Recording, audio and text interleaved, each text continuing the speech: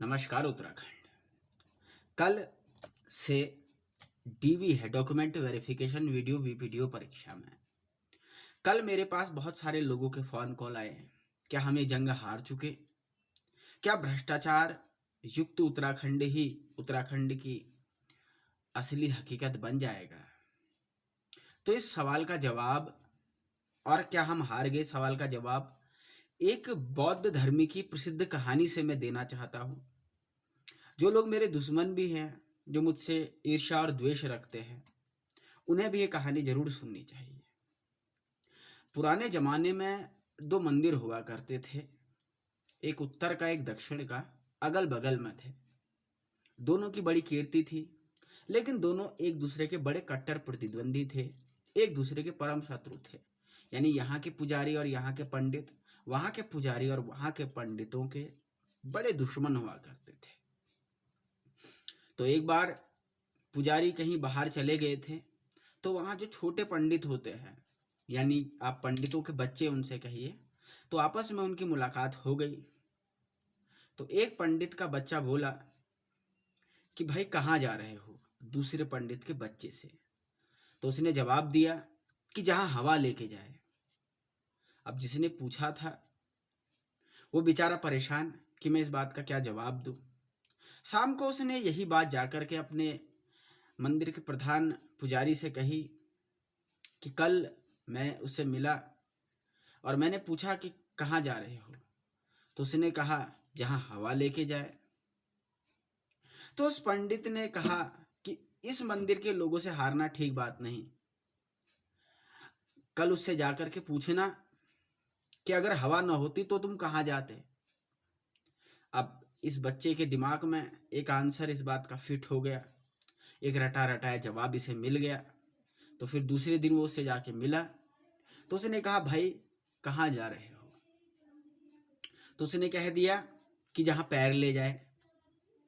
अब ये आदमी क्या रट के उत्तर गया है कि जहाँ अगर हवा न होती तो कहाँ जाते। अब इसका रटा हुआ उत्तर यहाँ पे विफल हो गया, फेल हो गया। फिर ये दुखी होकर के शाम को उसी पंडित से जाकर के कहे कि मैंने तो आज उसको सवाल पूछा, तो उसने मुझसे कहा कि जहाँ पैर ले जाए, उसने ऐसा कह दिया कहाँ जा रहे हो के जवाब में। तो उसने कहा अरे मूर्ख, तूने कहना था कि अगर पैर ना होते तो कहाँ जाता।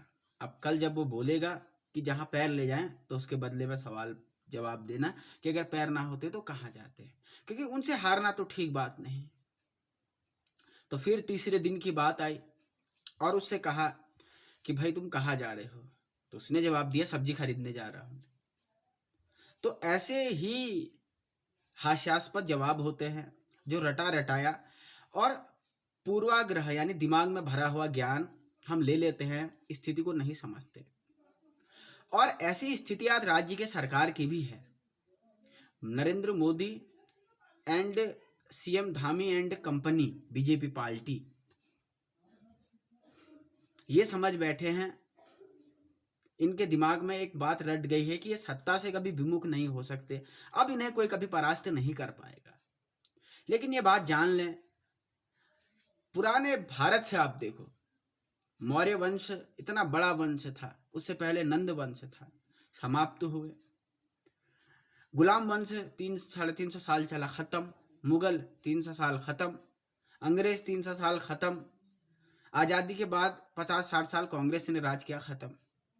तो इसी अहंकार के कारण सब खत्म हुए, और जैसा दमन ये लोग कर रहे हैं ये भी खत्म हो जाएंगे। तो आप हार मत मानिए और रटे रटाए उत्तरों को अपने दिमाग में मत रखिए। आप हार देखिए, मन के हारे हार है और मन के जीते जीत। कोई भी प्रहार अंतिम नहीं होता। और ये लड़ाई केवल वीडियो परीक्षा की नहीं थी, ये लड़ाई भ्रष्टाचार के खिलाफ थी। हर मोर्चे पर, हर मंच पर लगातार बार बार पूरे उत्तराखंड को मिलकर इसके खिलाफ लड़ना है। और जो सत्ता की मलाई खाने वाले बागड़ बिल्ले हैं, इन बागड़ बिल्लों को धीरे धीरे सत्ता के स्वाद से विमुख करना है और ईमानदार तथा कर्तव्यनिष्ठ लोगों को वापस सत्ता के केंद्र में हमें लाना ही होगा। यही इसका एक उपाय है। और मैं आप सभी लोगों से आह्वान करता हूं कि आइए चंपावत के चुनाव में मुख्यमंत्री के खिलाफ युवा शक्ति मिलकर हुंकार भरे, क्योंकि मैंने पहले बहुत बार कह चुका हूं कि आप एक एसआईटी जांच करा दो, एक हाईकोर्ट के रिटायर्ड जस्टिस के नेतृत्व में आप जांच करा दो, जिससे कि लोगों का विश्वास बना रहे। लेकिन ये सुनने को तैयार नहीं, जिद पे हैं। अगर ये जिद पे हैं तो युवाओं को भी अपनी ताकत, अपनी शक्ति का प्रदर्शन करना चाहिए, और वो रटा रटाया जवाब की बीजेपी हार नहीं सकती, इस जवाब से हमें मुक्त होने की आवश्यकता है। जय देवभूमि, जय उत्तराखंड, भारत माता की जय हो।